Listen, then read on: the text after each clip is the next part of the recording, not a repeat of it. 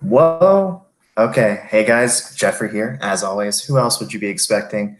This is going to be a Freestyle Friday, or as I am experimenting with calling it, a Friday Flex, which I think was your idea. I claim it. Yeah. We'll see how it sits. I know that flexing doesn't really suit the channel vibe that I've cultivated, but maybe we can expand in that direction. I'm joined today with Luann from Love Lou. Please check out her channel, link in the description, and Michelle Wilson. And I've been trying to make a Freestyle Friday video for a little while about the idea of contradiction and how I relate to it, how I've thought about it throughout the years. But when I tried to make the video last, it just didn't really work out for whatever reason. So I thought maybe since we've been having like such good conversations, it would be best to rope you guys into helping me out here. So I guess to start off, maybe Michelle, you'd be a good person to pick because you have the TI blind spot, and I kind of think of, when I think of contradiction in like a strictly logical sense, TI is what I think of. So do you care about being contradictory in your actions and your words? Run with that. I feel like I'm overloading you with questions. No, that's fine. I definitely do feel self-conscious about being contradictory a lot, but not in the same way. It's how to describe, like, my values can be really contradictory and circumstantial, and so like I could believe one thing in one scenario and then believe another thing in another scenario, or even just like have old thoughts from the past that like I've saved because they were like epiphanies at the time, which when I come to bring them up in real life, I've already changed my mind on the subject, but I have that like stored information that's ready to just like splurge out. Mm-hmm. So I often contradict my own opinions by using these like stored ideas, which is I think how weak SI uses SI. Yeah. You're just like, oh, I have this thing stored. Let me bring it up. I'm gonna grab it. Yeah. I can't edit it. It's just as is. Yeah, I do the same thing just because I have that fourth function SI. I guess it probably just matters to me a lot more that I'm like racking my brain, like, why am I saying contradictory things? Right. It really kills me, especially since I'm doing YouTube and I feel like I have a responsibility to be as like accurate and truthful as possible. Mm-hmm. So that's kind of tricky. And I know that you, as a TI user, it seems like you would relate to my way of thinking about it. And earlier you were even talking about, we won't talk about the specific situation, but you were talking about somebody whose contradictory behavior you had noticed and it jumped out at you. Like, it's very clear when you see these things. So I guess in your own life, are you striving to be consistent? Do you ever have beliefs that kind of like clash with each other? And how do you deal with that? I feel like that might be one of the harder questions you've asked me, because I think it doesn't feel like it's something I deal with as a conscious thought in my mind, because I am just so concrete and I'm just so in the here and now that I always am just, this is a hard question. Yeah, I know. And it's a lot, but like 5 questions packed in. Okay, ask me that again. Okay, I'll try to bring it down to like one basic idea. I guess mainly, do you actually think about like your set of beliefs and whether or not they all like make sense together, or if there's any tension between them? Okay. I do think that, I mean, as I've grown older and I see the world, I have more of life experience. I know that a lot of my beliefs are, well, a lot of things in life are just gray. They're not right or wrong, or so a lot of things are just more gray. But I don't think, because this question is so hard for me, I don't think that I carry contradictory ideas. I believe one thing, but then when I figure out that I don't believe it, then I just switch. Oh, okay. So, man, that's so interesting. I mean, I guess I do the same thing, but something that I've been trying to do as I get a little bit older is just like let the contradiction breathe a little bit. Can you give me an example? Yeah. So I'm thinking particularly about, I feel like if you are really obsessed with consistency and logical contradiction, you can get yourself into weird corners. Like, in my philosophy classes in college, I had professors who would be like, what is love? Do I love my son? I don't really know. And it's like they reasoned themselves into something that is like completely against what their body is telling them. Like, but you feel like you love your son, you act like you love your son. So what's the difference between believing or saying you don't actually believe in love as a real thing, but then your activities contradict that?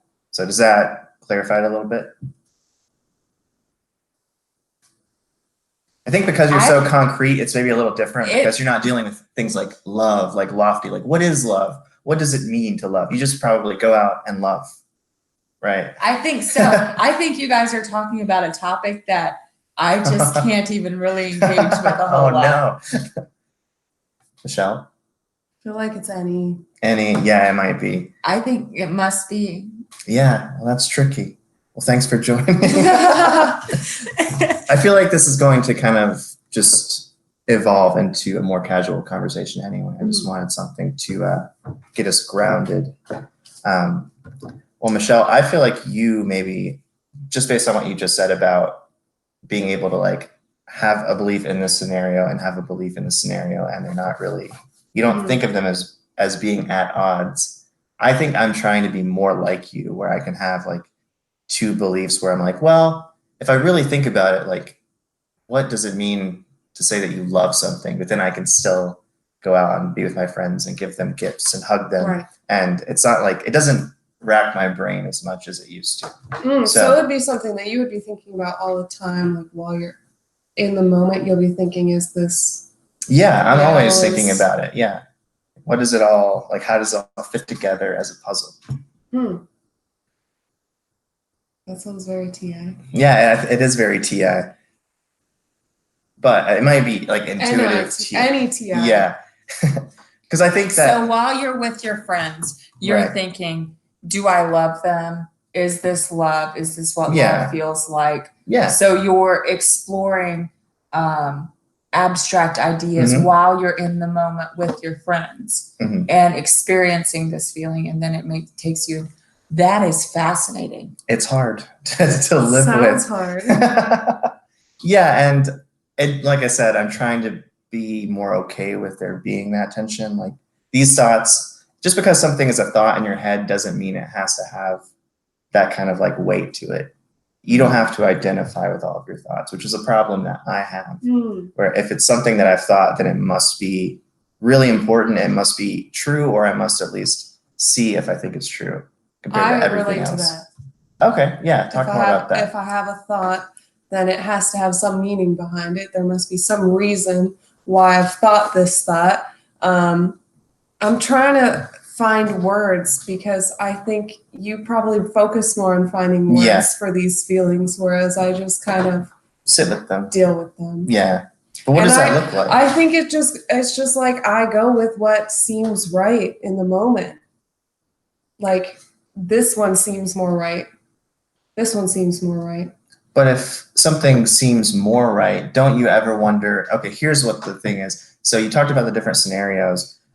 I have moments like that, but then I ask myself, but is there a scenario that is overlooking all of the scenarios where I can have like a bird's eye view and get like the right answer about something, as opposed to, this is kind of right. Like, yeah, I guess I kind of love my friend, but I guess like love does seem to be like a silly concept, you know? Do you ever wonder if there's like a place you can stand where you can determine finally once and for all what's true? I don't think that there's such a thing as true. Yeah. Oh, yeah. You've talked about this before. Philosophical Fridays. What's up? I don't believe there's such a thing as true, right. Or like one size fits all. You don't think there's such a thing as true? There's relative truth all the time. Like it's relatively true that the three of us are sitting in this room. No, it's actually true. Like we're all right here. It's all a matter of how you look. What is your, like, how are you looking at it to say that? How engaged am I right now in the moment? Is this world even real? Are we part of a world that's actually real? I see. Well, pinch yourself. It's going to turn into a brawl here. Yeah, Essie, that's the thing you do. It's real because we're experiencing it. well, how do you think, since you've been doing a lot more socionics studying, how do you think the same kind of concept might manifest for like someone like Lou? Wow. The concept of her, or Oh, just the whole concept of like the contradiction? contradiction, because I know that for me it's very conceptual. Like, what do these words mean, and how can all these meanings live together without clashing? I think it would probably be something more about having behavior that contradicts what you want to do. Like you're doing something and you realize you're doing it and it's not what you want to do, but you're doing it anyway. I would think that that would be an example of a contradiction for an SE dominant. I can speak on that. Yeah. So sometimes because of what people expect of me, or like if I'm in a situation or even a conversation, if somebody really passionately cares about what they're speaking about and I don't have an opinion, or I barely have an opinion one way or another, but I don't care enough to get into it. And then sometimes while I'm in the conversation, I'll be like, is it dishonest of me to just continue on with this conversation and not speak my mind? Or would I rather them feel good about continuing? Like I want two different results. So I guess maybe when I'm looking for if I could have two different results. Yeah. Right. I Yeah. think that's a really good comparison. I And it can would be- participate in this conversation. It's the same for me. It's just like a different kind of result where I'm like trying to figure something out, like figure out how these definitions all fit together. And I want to believe in love as a thing, and but I also want to be like a skeptical philosopher who's like questioning everything. And then I have like the same kind of like desire to accomplish two things, but I can't make it smushed together. How do you resolve that then whenever you have two different things you want to accomplish? Then I try to, I mean, this actually happens quite regularly. Then I decide which result I think would be most beneficial long-term. Like I was having a conversation with my sister, and what she was really passionate about, I disagree with, but she was passionate enough about it. And we had a conversation where we had passionately disagreed the last time I saw her. So I felt like it would be better for me to just let this one go, hear her out, hear her argument, and just let it go. And I felt like that was just the best, because that would long-term, like. Because you didn't passionately disagree with her enough that it would outweigh that long-term benefit? Well, and I also didn't think, because that we had disagreed before, I didn't think that if I continue disagreeing with her, at some point, my agreeing, like me having a voice isn't going to mean anything to her, because she'll just be like, well, Lou disagrees with everything I said. Yeah, she doesn't take anything. Right.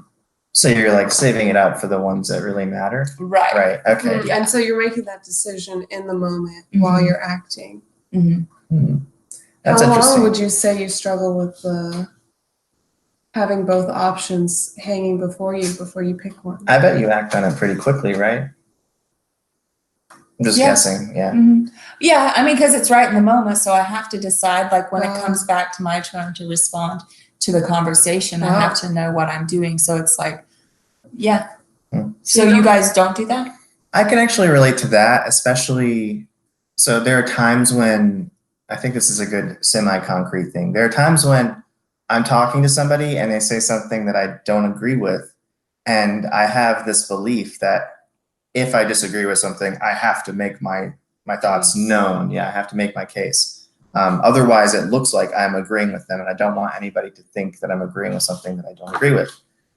And I'm slowly letting that particular belief die because of other things that are more important to me, like maintaining friendships. And I'm starting to see that just because I'm not saying that they probably aren't taking my silence as agreement. They're just maybe venting or expressing, and it's like, Jeffrey's just a shoulder that I can lean on right now to talk to. So it's kind of like picking and choosing your battles in that way. Yeah. Do you relate to it at all? I feel like I sacrifice what I want often for somebody else, which is a contradiction, because I want to speak my mind and be truthful. So I'm having to lie in a sense to people in order to like appease them or hold back my opinion, which is definitely very frustrating, because then I think, is it better to avoid the conflict and tell them that I do agree with them, or to not speak my disagreement? But also, like, can I give a solid case for my disagreement? Is it something that I just don't think is right and have no reasoning behind it? Okay. And I think that's a lot of the reason why I wouldn't speak up in that kind of see. situation either. Mhm. I think that I usually have like a reason for why I disagree. Mhm. I just can't always tell if it's worth it to disagree. Mhm. Yeah. Looks like somebody's we got poking their someone heads in. commenting. So Matthew Wallace says he does the same thing as me until he can't take it anymore and get in a fight. Yeah, sometimes it builds up for me too until I can't, and I'm just like, I need to tell you everything that's wrong with what you're doing, and here's the giant list of everything that's wrong, and I just like, because I don't voice it, so. And how do you think people take that? Not well. Not well. Hmm. But that's also why I try not to voice my opinion, because I can't do it nicely. But It's very like blunt and in their face. so I guess my take on that is, if you thought through the things you disagreed with, like maybe like right after a conversation you sat down and you're like, why did that bug me so much? Then the next time you saw them, you could like bring it up, as opposed to everything coming out all at once. Right, but if I wait till the next time I see them, I'm not going to remember to bring it up. Oh, okay. Or I'll have brooded over it and am more upset about it than I need to. Oh, see, I was imagining that this was like a flood coming much later. Like, right, because I've been waiting and it keeps but getting you said you brought wouldn't up. remember, so I'm detecting a contradiction.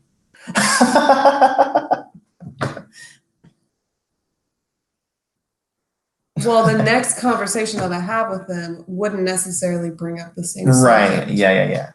Yeah, okay. So I you think can't that's be fair. sure about Yeah, that's fair. Interesting. Sorry to call you out publicly about the I'm trying. contradictions. I'm trying to flex that TI. I gotta Yeah. learn by someone who's gonna call me out. Yeah, well, Even I'm though happy to be here for that. uncomfortable. I think another example of like SETI contradiction is having an understanding of like how a physical system fits together. Like you could think of a mechanic who knows exactly where all these pieces need to be, and something will just jump out as being perceptibly wrong. Like, this does not fit the picture that it should. Like, do you think you have moments like that with anything that's like in the world? I mean, you definitely do, because when we were doing my makeup earlier, like I'm sure you saw things that were like, this is not like it's not how it's supposed to look. It doesn't fit the model of what it should be. Does that make sense? Yeah. You're wanting an example of? No. I'm just hoping that would make sense. And then crossing my fingers. Yeah, I'm so concrete in this abstract conversation. It's not a bad thing. No, it's good. It helps us work on making things more relatable and getting out of our la la land. Yeah, because I'm sure people are watching and they're like, what the hell is Jeffrey talking about? Is he even making sense right now? I'm partially wondering that myself. So yeah, it's good to have you here to ground us a little bit. I'm like, how do we face this in the real world? Right. Well, maybe, so you've definitely had like big changes in your beliefs, right? Mm-hmm. And how did those come about? Did you ever have to fight? Like, did you ever have two different beliefs that you were kind of fighting between, like big beliefs about big worldview things? Yes, and I think that's happened a lot, and how I dealt with that. I think I usually take the let time tell me approach. Okay, yeah. So if I don't understand, because for those of you that don't know, I grew up Amish, and so, that's a culture completely different from my life now. And so when we left the Amish, we went from believing if we didn't wear the bonnets, we were going to hell. And then just one day, my parents left the Amish, and then we went to a public school and weren't wearing the bonnets. And so, yeah, there's a lot to try to understand. And we didn't have a belief to replace it with when we left. So, my method usually in all those situations is just take in information, just continue taking in information and allow time to tell me. I see. So it's not like you instantly decided I guess I'm wondering like how you felt once you weren't wearing the bonnet. Like, did you feel guilty? Did you feel okay? Yeah. But you didn't know what was like a better way of thinking about things, or Right. okay. Yeah. Yeah. I mean, and that's a very tough place to be, not to Yeah. have a replacement belief Yeah. to go into that spot. Mhm. Because a lot of times I think when people leave a religion it's because they believe in something else. Right, but to Instead not of have just leaving. Yeah. that's scary. That's really scary. I think a big reason, so religion is a big reason I wanted to talk about this, because I had like some traumatic religious experiences as a kid where like I was convinced that the world was going to end because of like things my dad told me, and I was convinced I was going to go to hell, like guaranteed. And so like once the world didn't end, I pretty much rejected it completely. Like religion, like all of it is off the table. And now as I'm getting older, like I've noticed I've always still had like a spiritual longing and like a need to make sense of the world in that way, and like a meaningful way that is somewhat like above day-to-day reality. And that's the kind of like tension that I was thinking of with this contradiction video, is like, if I hadn't been so eager to get rid of one thing, if I had just sat with it like you did and like let more information accumulate, then I think I might have been happier. I think people who want to avoid contradictions, especially NTPs, can just like choose to believe one thing because this other thing was like, okay, that's definitely wrong, and now I'm jumping to its opposite, when in reality you have to kind of hold both of them at the same time and like let that tension grow and then land somewhere. I bet that has to be incredibly hard for a TI user, because you want some kind of clear cut truth that would be very distinct and has no, like a contradictionless truth.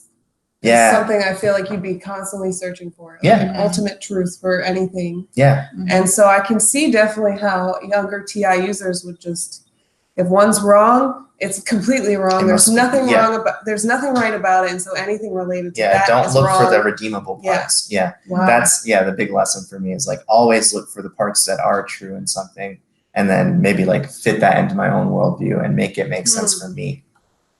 So how about you then? Like, you flexing T. Yeah. Oh, thank you. I try every so often. Well, do you feel like you've had any big like world-shattering changes in your beliefs, and was that hard for you? Did you ever like hold on to two things at once? Yeah, I mean, I think religion in general is a really good example. My entire life, like when I was younger, I was really convinced that I was Christian and that God existed, and that if you question that God existed, then you're not gonna get to heaven. I don't even know if it was necessarily that, but like it was basically, if you stopped believe, or if you looked at other options besides God, you're gonna start to not believe in God. And then that's kind of what happened to me. And even now I still deal with that kind of like thought, like what if, because I've like given up that kind of faith, like that something bad is going to happen to me after I die, even though at the same time I also hold multiple contradictory beliefs that like, what if after I die it's just black and nothingness, there's nothing afterwards, and I've spent all this time worrying about something that doesn't matter. What if there is a heaven and I get in? What if there's a hell and I get in? Or what if there is just the next life? So like all these possibilities are and I can't choose one, because none seems more right than the other one. They all seem equally plausible, and I can't get rid of one, because if I get rid of one, then I'm getting rid of a real possibility for no reason other than, oh, it seems like less possible. But they all seem equally possible in my mind. Any FI problems? That's crazy. Carr always asks people, where do you get your truth from? Where do you get your truth from? Because of that exact problem. I don't know if I feel like I get truth. I get multiple versions of the truth and try to find something that's the same about all of them, and try to find the sameness in everything all the time, and try to hold on to that, because in the very least, there is the common denominator that has to be at least more true than these individual pieces. Okay, so you have multiple sources, and then you take in a bunch of information, and then you decide which pieces. Right, I decide which pieces to hold on to, and I look for the common thread, and the most common denominator is what I keep, which is why I would consider myself agnostic, where I believe that there's some kind of power outside of us, but I'm not going to put a label on it. Well, and I sometimes do, so I'm a contradiction in that way. but I sometimes put a label on it, but generally not. It's just like a general, like as soon as I put a label on it, it fails to explain what it is. Right. So I just have to continue believing that, and I try to express it to other people, but then that problem comes that I'm contradicting my own beliefs by trying to explain it is contradicting it. Right. Right. I can actually relate to the stuff you're saying about looking for the commonalities, because I'm like, okay, yeah, if I can see something that's similar in all of these different religions or all of these different ways of looking at the world, then maybe there's like just something inherent to the human mind that like Right. lends it to being receptive towards these kinds of ideas. And so it's like built in, you know, like maybe in a way we are just like our minds are like somehow harmonious with whatever this basic ultimate truth is. Although you wouldn't call it that probably. Yeah. I don't think there's a word for it. Yeah. Because as soon as you use a word, then you've ruled out other words. I definitely, I agree with that. Although I think that TI wants to like put names on everything. Right, which is why it's so hard for me to have conversations with TI dominance, because I don't think that the word matters as much. Mm-hmm. And I think that, speaking as somebody who really leaned on my TI when I was younger, I think that it's like a method of coping with anxiety. Like if I get the word right, if we're all on the same page, then then everything's going to be okay. Everything's going to proceed smoothly. We can't talk until we get all of our words right. So do you two have, if somebody tells you that you're wrong, what is your guys' reaction to that? I'm actually pretty open to being told that I'm wrong, because I'm always more concerned about, like, so some people are concerned about being right, which means they think that they're already right. But I'm always receptive to thinking that I could be wrong, or at least like finding the common ground or the middle ground. I always try to do that. I feel like I want to be a bridge builder with other people, with belief systems in general. And how about you? I always assume I'm going to be wrong. And that someone is going to find something wrong with what I say. Oh. Because I can't really back up a lot of what I say very easily. But is that just about you, or do you think that's a statement about people in general? Because I'm receptive, because I think nobody can really, like, human minds are so limited that, of course, you're going to be wrong about plenty of things. Well, maybe I hadn't thought of it that way. I guess more so the fact that I don't believe in truth kind of puts a whole damper on this entire thing. Like, of course I'm going to be wrong, because there's no such thing as truth. Right. So if you have an idea of truth, obviously I'm going to contradict you in some sort of way. What about you, Luann? I'm very similar to you in my reaction to it. But I've noticed, you know, some people get very defensive if you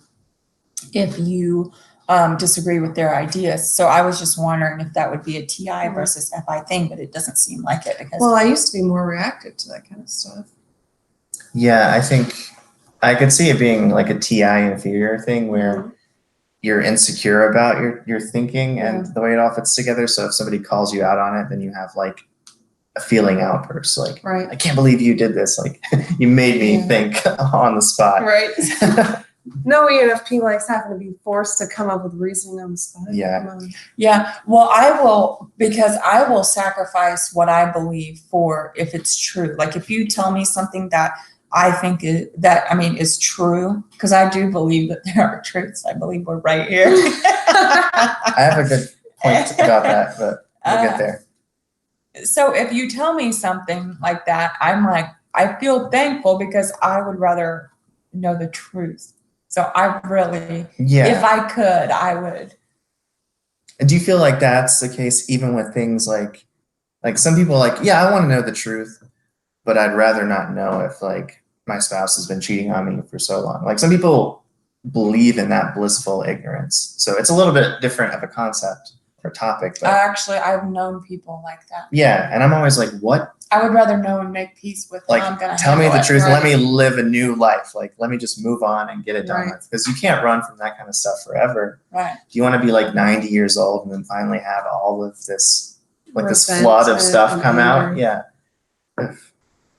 Anything interesting happening in the chats? Oh yeah, some little bit of conversation. Contradictionless truth is the source of a lot of headache. Interesting. She's an INTP, I believe. Also the chat. So when I look down, I'm looking at the chat. When I look this direction, I'm looking at these two. Is that what you're talking about? Oh, I see. Yeah, those are the only two things you could be looking at, as far as I can tell. With the thing that you were saying about how you believe we are here in this room right now, right? This is kind of a tangent, but there's a philosopher that I was into for a while named Richard Rorty, and he was saying basically that like language is so slippery and the world is so slippery that we can't really say things that are true outside of basic things like we are in this room, the cat is on the mat. Like you can point to something and say, yes, like this beer can is in this hand. But if you move to anything like more lofty, like love is the water of life. Like once you get abstract like that or floaty or poetic, you can't point to things in the world anymore and say, yeah, like there's the love, there's the water of life. So yeah, I think like whenever you're talking about more abstract things, I do feel like they're kind of more cloudy. They're just like this haze of possibility. Like, yeah, in some cases, like love is the water of life, but in other cases, not so much. I know that you're like, nah, but even the cat isn't on the mat. Right? Well, I can't really explain it. Oh, you can't explain it. I thought you were going to say you can't see the cat. I can see the cat. I know, but I think I'm not trying to put you on the spot. I think I can understand your perspective as well, where, I mean, there are like a lot of different interpretations. Like, I think what you were saying earlier with, are we really here in this room? It's like, I live so much in my head that I can like feel myself floating away at times. And I don't like know that I'm as present for this conversation as I should be. Right now I'm doing good, but there are moments when that happens. So that's like one interpretation. Well, we could also be living in an alternate reality. Or a thought that I've always had since I was younger is that I've already lived my life and I'm just remembering it. Oh, okay. Okay, sure. I've been remembering it my whole life. But if this is you remembering, then in the memory, you are in the room. And when I ask you the question, the memory of me is asking the memory of you. I know that we're getting a little too head in the clouds up here. What about you guys? What do you think? Do you try to be contradictory? Do you try not to be? I think some people actively try to be. Yeah. Some people are tricksters like that. My yawn didn't look real. I'd like to redo that. Oh, that was a yawn. I thought that was. Oh, I thought you were like. Yeah, me too. I thought that was like, Yeah. oh, she got burned. Yeah, that's what I thought it was too. No, it was supposed to look like a yawn.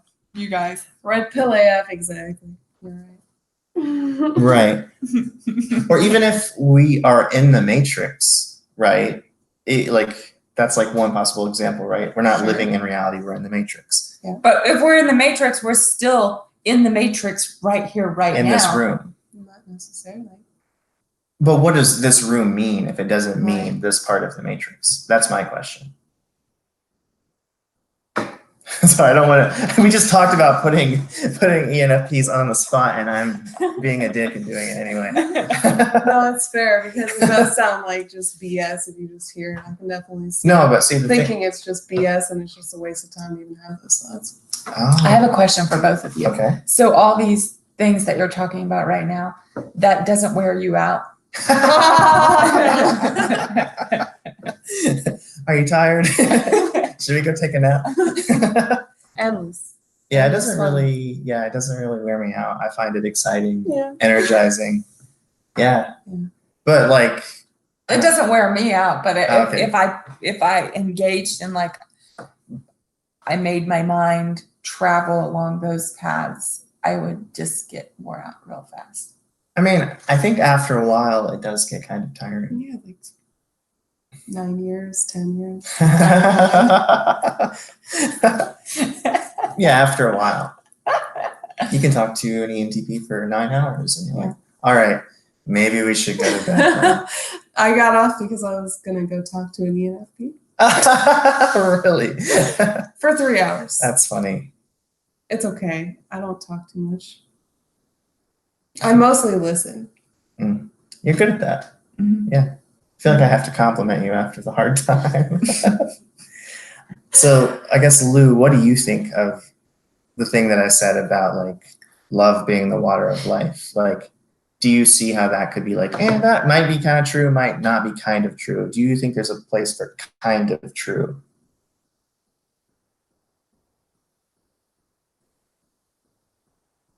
I don't. Oh, okay. I mean, I can see why people would say love is the water of life. Like, I could see how that might, love might be explained in that way. But I'm laughing because I just made that up as a thing, and it sounds more and more stupid the more I hear us saying it. It's like, well, maybe water is the water of life. But I didn't mean to cut you off. I wish Carr were here to watch me struggle through this. I just am so concrete and No, logical. And I don't everything. think you're struggling. But yeah, no, I don't spend a whole lot of. I don't know how to. I don't know how to respond. Yeah. To that. Okay. That's how concrete you are. Like, you don't even really pay attention to stuff like that. Okay. Right. Interesting. Well, and it's hard to have an abstract conversation with nothing solid to hang on to, because you're giving, even when we were watching that video earlier that I showed you, you were like, this example doesn't make that much sense, so I can't connect to what they're saying. Mm-hmm. And that was another INTP. Well, another as in another NITE user. NETI user. Yeah, so if you gave me something concrete to compare, love is the water. Love is the water. But it can be concrete. I guess that's the thing. Is like, I'm saying that, yeah, maybe concrete things, it's like, that's definitely true or that's definitely not true. But what if you get into these like more lofty, like there is no meaning to life? Yeah, what is that? Like, how do you relate to that sentence? Sometimes I think about that. What is the meaning of life? Because I can travel down this path a little bit. Because people die and life goes on. Right. Yeah. And that's all of us. Well, that's a good time to stop the rest. A dark note to go out on. Fade to black. No, yeah. So do you feel like you have an answer to that, or you just wonder about it sometimes? I don't know that I have an answer to that. I mean, how do you have an answer to that? So that right there is an example of like a contradictory idea that you can't have an answer to, but you still think about it sometimes, and that doesn't even resolve it, but you're still thinking about it, and it comes up every once in a while. But because probably it's not really beneficial to think about it that much, I'm sure it's not something that you spend like days and days and days at a time. It might be like a passing thought for like an hour or something. It does motivate me to, since I'm going to be forgotten in a blink of an eye, because time goes so fast, how do I want to spend my time? So I use it to motivate myself sometimes. Oh, okay. So it's about doing the most you can right now, SE, like in the moment. Okay. And I feel like even the question, like, what is the big meaning, is like an NI thing in some ways. It's like you like wondering like, what direction does it all point to at a more abstract level? Probably. Yeah. I'll take props. How do you guys relate to that question? Yeah. I mean, it's definitely something that I think about often, like very often, and it feels like something that I have to find an answer to, otherwise I can't live. But I'm living, so there's a contradiction for you. But I feel like I'm always like holding out for the hope that something will click for me at that level. Like I'll finally say, okay, the meaning of life is like the fact that I'm a single person, but now I'm connected to two people who I would never have been connected with otherwise if I hadn't done this YouTube thing, and they're connected to all of these people, and they're connected, and it just like, it's like a network, and it expands out. So if I can be like the best version of myself that I can and connect with people and inspire them to do the same, then like that does have, unless humanity just like dies without getting off Earth, then that could have like infinite consequences. Like that could go on and on forever. So I feel like that's kind of the answer that I'm moving toward, is I need to do the most that I can, because everything is so tightly bound together, and you impact more people than you even realize just by being here. Michelle? After you, Michelle. Well, when I think about if there's any meaning to life, there's definitely times when I think that there is no meaning to life. And because of that, there's no meaning to me taking any action at all, even eating, even like continuing on my life, except the fact that I'm afraid. I'm afraid to stop doing those things because of the consequences that will happen, even though I'm not going to feel those consequences until they happen. But I choose to, despite these feelings that there is no point, that it won't matter, to continue to act, because even if it doesn't matter, at least I feel like it matters right now. Okay.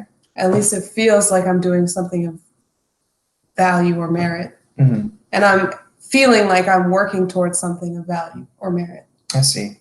Even if it never happens, at least I felt like it would happen. Okay.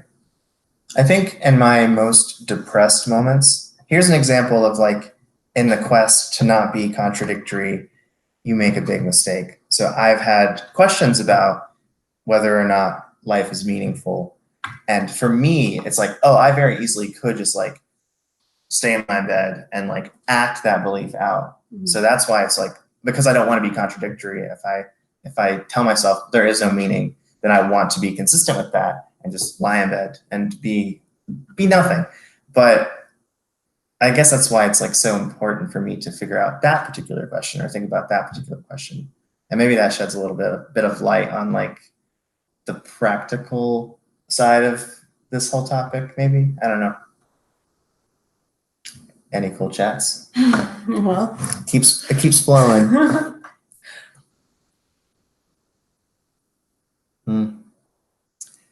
Who's Matthew? I've never seen Matthew's name before.